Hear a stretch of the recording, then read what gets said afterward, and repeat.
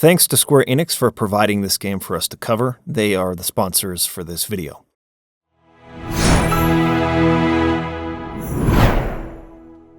I've put 10 hours into Star Ocean First Departure R for the Switch, and I've really been enjoying it. So today I wanted to share some thoughts with those of you who might be looking at picking it up, and give you an idea of what to expect. I'm going to be going over the game itself a bit, but I'll also talk about the quality of the port and how well it translates from the PSP to this HD version. I think the best way I can describe Star Ocean is to say that it feels like a classic Tales of game with the premise of a Star Trek The Next Generation episode. It was originally developed by Tri-Ace in 1996 for the Super Famicom, and was only released in Japan. There's a good reason I say it feels like a Tales of game. The development team was actually made up of estranged Namco staff members who worked on the original Tales of Phantasia. They ended up leaving the company to form Tri-Ace because of creative disputes regarding the generic nature of Tales of Phantasia's level progression system, and wanted to make something that provided players with a more in-depth and rich gameplay experience. Unfortunately, the game never saw release outside of Japan on the Super Nintendo, but we did finally get a chance to play it after it was remade for the PSP as Star Ocean First Departure. This version of the game saw a number of changes, most notably a complete graphical overhaul to match the look and feel of Star Ocean 2, which had been released in the West on the PlayStation and was considered one of the genre's great classics. This new version of the game is a remaster of that PSP title, and is available now for the Nintendo Switch and PlayStation 4. First, let's talk a little bit about what you can expect from the game itself. Again, the best point of comparison I can make is to that of classic Tales of games. The combat mechanics, general character interactions, and tone of the story are all very similar to that series, and if you're a fan of Tales of games, I imagine that you dig this one as well. If you're not a fan of Tales of games, it might be good to know that I'm not either, but I still really love this game. That's primarily for two reasons. First of all, I'm a big fan of Star Trek, and this game's inspirations from that series are a welcome homage for me. Secondly, I was hooked by the game's character progression system. While the general storytelling and tone aren't necessarily my cup of tea, the core premise is one that I actually find really fascinating, and while the combat mechanics and exploration aren't anything to write home about, Star Ocean has it where it counts for RPGs.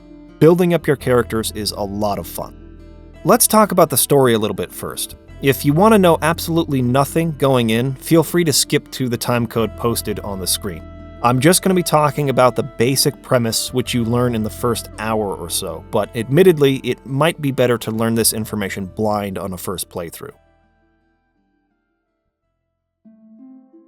It follows the main character, Roddick, who works as a watchman in his town's militia alongside his friends Millie and Dorn. Soon, they learn about a strange malady infecting a town to the north, one that turns people to stone within 3 days. Millie's father, who is a doctor, goes there to try to provide treatment but is infected himself, as is Dorn after coming in contact with the carrier pigeon who delivered the message. This leads the party to the top of Mount Matorx to retrieve an herb that is said to cure the disease. Upon arriving, however, they're met by two strangely dressed people who explain that the herbs are useless and claim that they've come to help. This is where the Star Trek similarities begin. Their names are Ronix and Ilya, and they're actually the captain and science officer of a starship called the Kalnus. Interacting with the party in this way is a violation of the Prime Directive, and I know that that's not what it's called in the game, but that's what it is. Since this case is special though, they felt like they had no choice. The disease ravaging the people of the planet is actually a pathogen created by another spacefaring civilization who have been at war with the Human Federation, and Ronix and Ilya were sent to try and find a cure before the people are wiped out. Going with them to the ship means our heroes would not be allowed to return to their former lives, part of the rules of the Prime Directive, but if they don't, the world would essentially be doomed by this disease. Reluctantly, the party agrees to go in order to save their planet, but soon learn that the virus mutates too quickly for an effective vaccine to be produced. However, if a blood sample from the original host could be obtained, then it would be possible to produce the cure. Unfortunately, the original host was a demon king who lived 300 years in the past, so the Federation decides to quarantine the planet and give up on its inhabitants. Dorn then falls victim to the disease and turns to stone. Ronix and Ilya, however, refuse to give up. In direct disobedience to their orders, they take Roddick and Millie to the Time Gate, a relic of an ancient advanced civilization that is poorly understood and therefore off-limits, and are able to travel to the past to search for the Demon King and collect the serum they need to produce the vaccine. While this premise is simple, I also find it to be captivating. It serves as a great motivator to move the player forward and gives this fantasy world a sci-fi element that makes it feel unique from its contemporaries. The character progression system is what really hooked me into Star Ocean, though.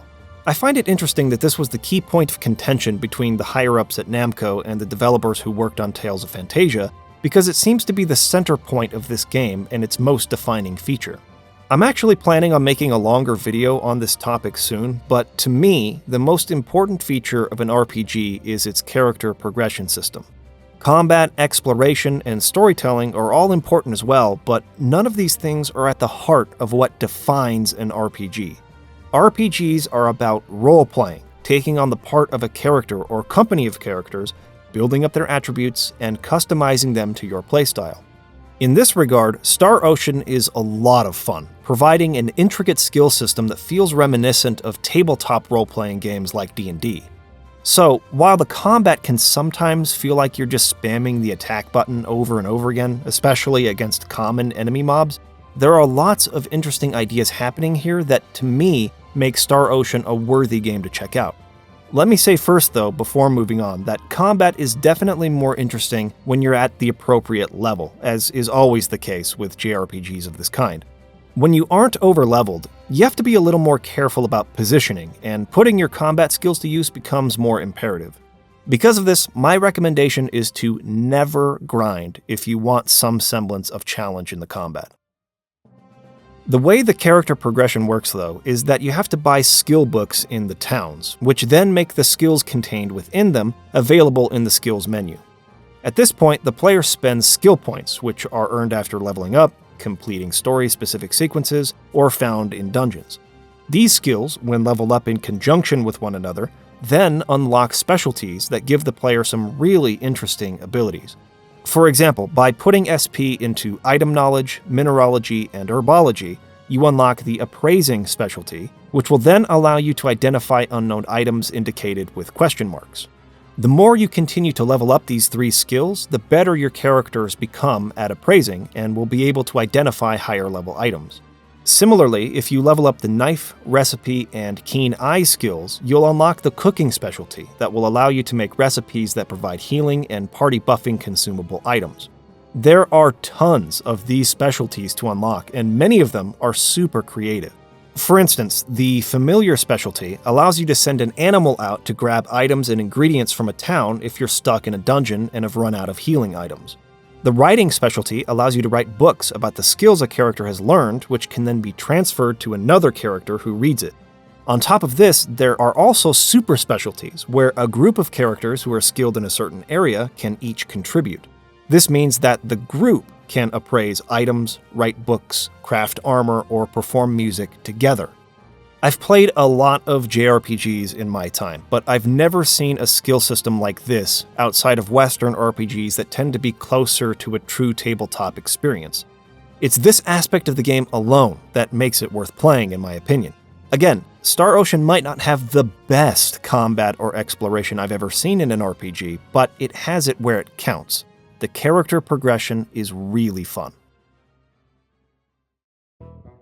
That being said, I want to close this video by talking a little bit about the quality of the port itself. Essentially, this game is identical to the PSP remake, with very little being added or improved upon. The obvious one, of course, is that the game is in HD now, which can be both a good and a bad thing. For the most part, it looks beautiful. I am such a huge fan of this particular visual presentation that has been lost after the transition from the PlayStation 1 to the PlayStation 2. The pre-rendered backgrounds blend really well with the character sprites, and I love the way the camera pans with the characters as they move across the screen. There are one or two spots, though, where it's obvious that the backgrounds have not been up-resed, and while your main character sprite will look crisp and clean, the NPCs are obviously baked into the background, which is being displayed at a lower resolution. The anime cutscenes are also still being displayed at a lower resolution and look pretty fuzzy. This, of course, is far less noticeable on the Switch when it's in handheld mode, where the characters blend perfectly with the backgrounds almost 100% of the time. This arena area is the only exception to that. Where this version of the game is truly lacking, though, is in settings and options. The only thing that's been added here is the ability to select new character portraits that were added for this remastered release, drawn by the character designer of the more recent Star Ocean titles. You can still use the original portraits from the PSP version if you want, but the option for the new ones is there for those who prefer them. There's also a new Japanese voice track, but not one for English. To me, though, what I really would have preferred is the option to turn the voices off altogether. I'm not the biggest fan of voice acting in most JRPGs, and the voices here are especially grating in the battles, where characters repeat the same phrases and talk over each other in the most obnoxious way possible.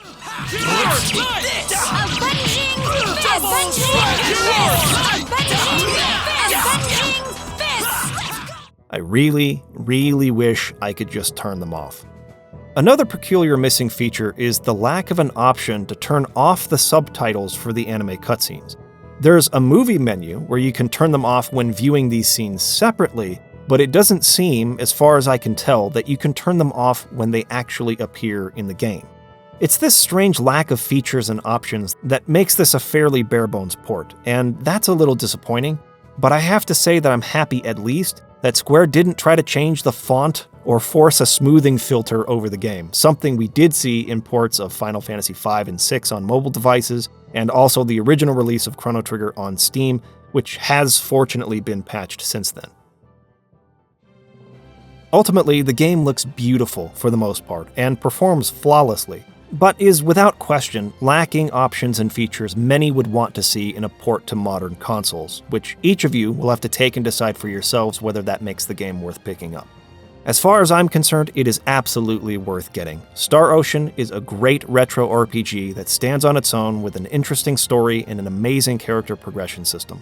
I'm having a ton of fun with it, and the convenience of having it in HD on a modern console is awesome. I give it a full recommendation.